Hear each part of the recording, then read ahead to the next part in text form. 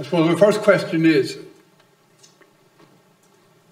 was there due consideration given to the model that you intimated was available in other European countries, where actually what you got was a pay-related, with a basic state pension and a pay-related top-up on that, funded by the state, through the state system, through contribution there.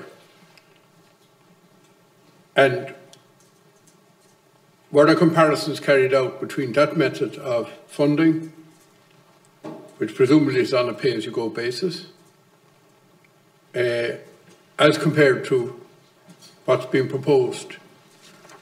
My second question is, can you give us statistics on the real return from pension funds? In other words, when I started working, I was getting £16 a week. Now, if we've been putting 10% of the income in, it was £160. Now, okay, there's a little bit of inflation there for the euros. And really, in real terms, taking inflation into account, it wouldn't be much good to me today. So, have we got figures on the average real return net of inflation? In other words, your buying ability with money on pension funds over, say, 30, 40 years. Now, my next question is, we live in an island, in a small island, and I've asked some of the money belonging to the taxpayers going to be handed over to these private funds. Have you any statistics in our case, in the Irish pension case, as to how much of that is invested on the island to regenerate our island? You know, it's a mega amount of money that you're handing out. How much of that actually is retained when they invest in gilts? And then they invest in bonds at the end. And my understanding is that towards the end of the last 10 years of your pension, they get conservative with the pension funds managers, and they put them into German bonds. They won't even put them into Irish bonds, which will give a better yield, because they don't trust the Irish state. So we're state, we'll give you state Irish money, and you won't put it back into our own state. So have we any figures on that, and the drain out of our economy of all of this money and the effect that that's going to have? Because that's, in my view, something we have to take into account. Now, the next question I have is, this CPA, is it going to insist on ethical investments? Are we going to allow investments in fossil fuels? Are we going to follow the European codology where they had a taxonomy, and then they suddenly decided that natural gas was part of the taxonomy? So if you invested in natural gas, it was considered a renewable fuel. These are all serious questions. Massive, biggest question before we get down to the nitty-gritty of this.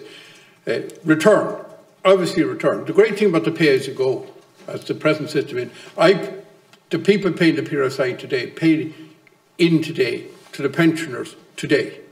So we're all paying in the real value of the same money. And when the person who's paying in now becomes a pensioner, they pay in at the value of today for the pensions coming out. And generally speaking, the state pension has proven more resilient to inflationary impacts. In fact, as our economy has grown, it has grown disproportionately. Are you concerned about what happened in pension funds, we'll say in the noughties, at the end of the noughties, in 2008, 2009 to 10, where we suddenly found this movement away where people had thought they had bought into defined benefits, and there was a whole movement to try to change them all into defined contribution, post factum, 20 years on. Does that kind of uncertainty in the private pension industry, which is just a commercial industry, I mean, they want to get the money, but that's what they live off. But are you concerned about the history of pensions here in Ireland? And you know, how workers didn't get out what they thought in lots of cases they were paying into. So, you know, basically, you know, are you absolutely wedded to this private pension scheme with a big amount of money? And my final question is a technical question that I can't get an answer to from the state for some reason. normally if you are earning a salary and you take out €100, we just take a round figure, €100, and you put it in a pension fund, then there's tax relief at your marginal rate of interest, or your marginal rate. As well as the 30% going in from the state, is there going to be tax relief on that money?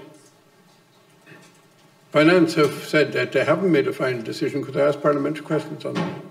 Have they clarified to you what they wouldn't clarify to me, that there will definitely not be any tax relief in this? And that raises another issue. Has there been confirmation from the Department of Social Protection that in various means tests and various schemes that they will discount your investment in this scheme in terms of means testing and not consider it as income? And thank you for coming in here and making your presentation, and you're the first up. Yeah. A number of questions there. Thanks, Deputy. I do think that some of those questions, if the committee haven't already planned to invite the Pension Authority in, I think that the committee would benefit from hearing that they'll be able to answer these questions in much better detail. I'm sure my colleague will make a good stab of it, so maybe I shouldn't tar him to my own brush. So to start off with, why are we going down this road and not the pay-related pension model that's common across continental and Northern Europe? I don't know if it was, that's the answer, I don't know if it was originally thought which road we go down, the auto-enrolment or moving to pay-related pensions. We do know from media reports that Cabinet at the moment are considering moving towards pay-related job seekers and possibly pay-related maternity and other family payments. So that would be a significant move. I'm sure the Deputy remembers back in the 80s and early 90s, we would have had pay-related payments for that just over a decade. But there seems to be some willingness, having learned from the experience of the PUP, how that was pay-related, and the job that did of protecting workers' living standards when they couldn't work, when the economy was shut down. So I don't know if auto-enrolment was compared to moving towards a pay-related pension. But at the time that this was being considered, New Zealand at the time, it was 2007, they moved to what's called their Kiwi Saver, which is, in all intents and purposes, the same as what we're moving to. And then in 2012, the UK were moving to their auto-enrolment. So the international move was towards that second layer of an auto-enrolment rather than moving to the continental and Scandinavian pay-related model. So I would hope there was some justification for doing that. Your questions on the returns, again, the pension authorities will be much better at giving that, but the department do, in their literature, I don't have it with me, do provide examples of a worker of a particular age putting in a certain amount of contribution, how much their pension pot would be. But they didn't tell us the inflation factor. Yeah, I suppose there's limits to how far in advance that they can look at. Well, you see, the thing is, we can look back. And when you stacked it up, it looked kind of attractive. You put in X and you got out Y. But the value of that, if I go back, I'm a bit older than most people here. If I go back and look at what looked at a large sum of money in 1980, it looks like joke money today. Yeah, when I put it even more scary, in 2002, I keep them up in my office. I have all the government estimates for 2002. And, you know, it's so tiny. So the inflation rate is absolutely huge. And that's, you know, looking at the figures they gave, it wasn't that impressive at all when you put in a constant rate of inflation. Yeah. Then about the investment, the idea of how much of this money is going to be invested in Ireland. I think we're all familiar with the property market being run by German and Canadian pension funds. So there's nothing to say that in future years that it won't be Irish pension funds, but not necessarily within Ireland. And the same with ethical investment. I mean, that's really going to be a matter for both the tendering process and the CPA to put limits on what can be done with the money. But it will also be for pension providers. If one particular provider wants to make their unique selling point around that they will only do ethical green investments, one of the most difficult thing about this is going to be getting workers to choose the investment that they want.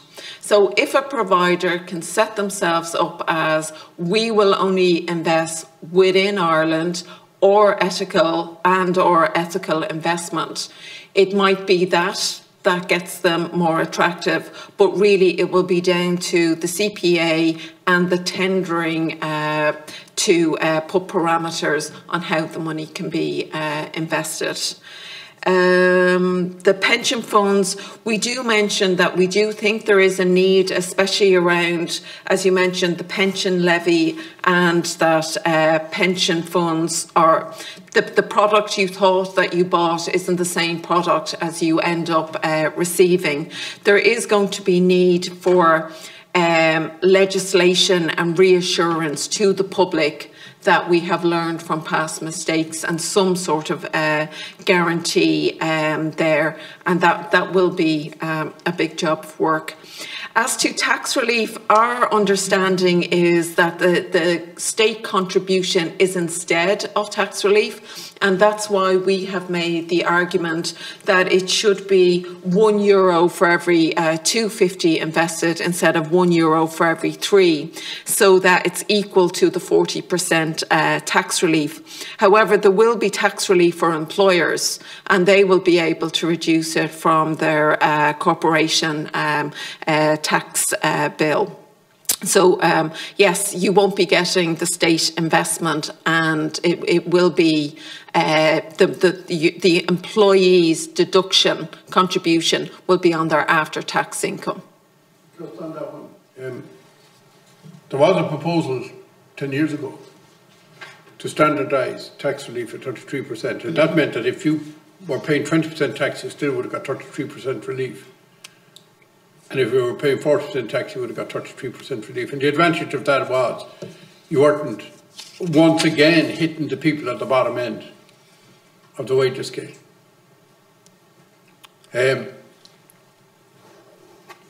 What you're actually saying is the state contribution here is not going to be anything real, because all the high earners were not, most people who paying pension funds were at 40%, because the people in the very low wages didn't bother with pensions, private pensions, because it was more important to get a house and to live their lives and rear their kids than to be putting away for the rainy day. And that's my experience dealing with people at the lower end. That the biggest pension they have going into old age, which a lot of younger people will not have, is that they nearly universally all own their own property. Well, one of the factors kind of that has led to low levels of pension coverage in the private sector, particularly for low paid workers, is the fact that employers did not make pension schemes available to them. It's a fun factor. So if you, I mean, and it's not, if you take, say, a small employer that has 5 or 6 employees, has a small retail business, typically them employers don't make pension schemes available and don't make a pension contribution on behalf of their employees, and that is typically what has led to low pension coverage. It's not as if people had made deliberate choices not to make a contribution to a pension scheme, but no pension scheme was available to them. And one of the things that this proposal is seeking to address is to raise the coverage of pension of second-tier occupational pension schemes, particularly within the private sector. So I don't think it's as simple to say that people made economic choices about kind of where they spent their money. I think if people had have had the option, of an occupational scheme in their employment, they would have availed of it. But because employers weren't required to make it available to them, that wasn't available to them to make that contribution. So I don't think it's as simple as that. I have to say, personally, I did make a choice. Oh yeah, turned out very fortuitous. I was in a precarious enough employment as it was, but surviving was more important than worrying about what would happen when I got 65. But it happened. I didn't have to worry. I'm still working until 65. At the risk. I took a big risk in one way, but then I did own my house. Yeah, well, you see, at the risk of now kind of trying to kind of not take your point seriously, I suppose, kind of, but you're probably not typical, right? The typical experience of people who are on low pay in small employments has been that they haven't had occupational pensions available to them. That probably is true. But what I'm also saying is, I think the people in the low end on the survival gig are people who would see the greatest pension being getting property, are going to be very tempted anyway. And then when they get to 66, the state's going to say, well, tough you didn't take the option. The great thing about PRSI is you have to pay, and it's mandatory. And, you know, I think it's known, I'm not as, I see this more as an industry-led gig. Well, can I just comment? You made that point earlier about kind of whether we, as an organisation, are totally wedded to this private model, as you called it, right? Kind of, which it is. Well, sorry, just to make a couple of points, right? So, first of all, if you go back to when this proposal was originally made, the department produced this document called a straw man, where they set out kind of some ideas about how the problem of low coverage of second-tier occupational pensions in the private sector would be addressed. Right? In our submission to that, we argued that if you're going to have auto-enrolment, it should be entirely controlled by the state. Right? That the money should go into a state agency, it should be invested by a state agency. That's what we argued. The original straw man had actually proposed that what was more akin to an entirely private model, whereby the money would go into investment funds in its pension providers. They have moved away. It seems to us they have moved away from that proposal, in the sense that now what they're proposing is a central processing authority that will receive the money from employers and from employees. That money will then be given to investment managers, but with parameters around it, to say that we expect that we're giving you this money, but we expect you to deliver a particular return for us. And in fact, we want you to, we're going to say to you that we need you to guarantee that we will get that return. And the Central Processing Authority will have, and I suppose as well it's within the remit of the Oireachtas, to give a mandate to the Central Processing Authority through legislation to address some of the questions you've talked about its capacity for the money to be invested in Ireland, to be money to be invested in the ethical schemes and the kind of stuff like that. So I think it's entirely within the gift of the members of the Dáil and the Seanad in legislation to say to the Central Processing Agency, this is your mandate. So I wouldn't underestimate the possibilities that exist within the houses of the Oireachtas to ensure that the Central Processing Agency or authority, performs the function that it's been mandated to perform with the safeguards that you have spoken about. But remember, in this process, the department were involved in the process, the government were involved in the process. The Oireachtas was not involved in the process till now. Okay? And we don't have to buy in. We can write any report we feel like. We can go back and say that the original model put forward by yourselves was the right one. That it would be state controlled. Because every time, CPA is all very fine, and they put all the people from outside on it, advising the government and so on, it'll all be from the industry. And we know that the pension industry doesn't have a great record. I was there when the whole thing started unravelling, and all the promises made and defined benefits and all the rest suddenly gone out the wind. Now, supposing this committee could write back and say, okay, we looked at the legislation, we think it's fundamentally flawed, it should be a state model. We can write any report we feel like. So we're not hidebound to government. We're the Oireachtas, and I'm a member of a government party, but I don't feel hidebound to government when I'm sitting in here. Because we're not, So I don't feel yourselves confined to what the government have decided. We're not, because we're not as confined as you probably think we are. No, and we want to look at this very, very fundamentally, because we want to, test every theory, because, as I said, if we look over the long term, the last 50 years, people think they can legislate into certainty with all these bodies. We find that they take a life of their own, and they tell you for this reason and that reason and the other reasons they can't control this and they can't control that and they can't control the other. Whereas if the state controls, at least they can keep changing the gig as it goes along. But it's only with the will of the Oireachtas that can happen. Whereas when you get these independent bodies, they can go all over the place. Well, as I said, we believe that the original model that was proposed in the straw man has been significantly changed to give more state control over how this money is collected and how it's invested. And the only point I was making really was that the functioning of the Central Processing Agency and how this scheme is going to be run will now be subject to legislation. And I think all of the questions that you have raised about the nature of investment, where investment takes place and all of that is actually something that the Oireachtas should give very serious consideration to, because you can mandate in legislation the Central Processing Authority to behave in a particular manner. But we could also go back and say, think it out again and go for a state model. Right? I mean, and my question to you straight out is,